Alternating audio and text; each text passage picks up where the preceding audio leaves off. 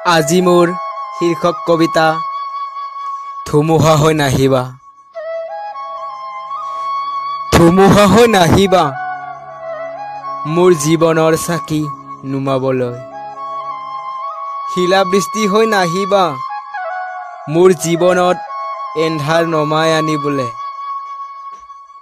বৰদৈচিলা হৈ নাহিবা মোৰ জীৱনত দুখৰ আবিৰ সানিবলে।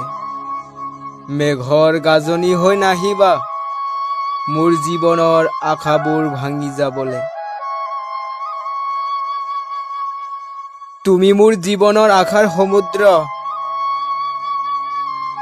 তুমি মোৰ জীৱনৰ জীয়া বীজ শস্য, তুমি মোৰ জীৱনৰ সেউজীয়া সপোন, তুমি মোৰ জীৱনৰ শেষ লক্ষ্য।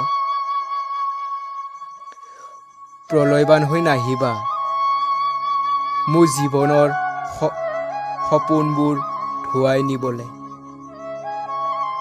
অগ্নিবৃষ্টি হৈ নাহিবা মোৰ জীয়া আশা সপোনবোৰ পুৰি পুৰি ছাই হবলে।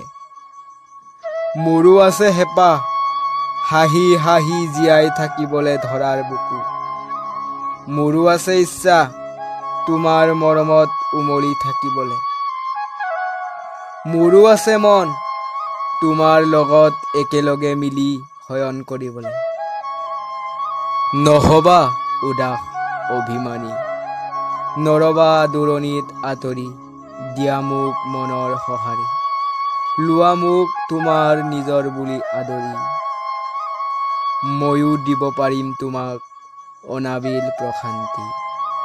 Thank you. মোৰ কবিতাটো ইমানতে। কবিতাটো কেনে পালে কমেণ্ট বক্সত জনাব।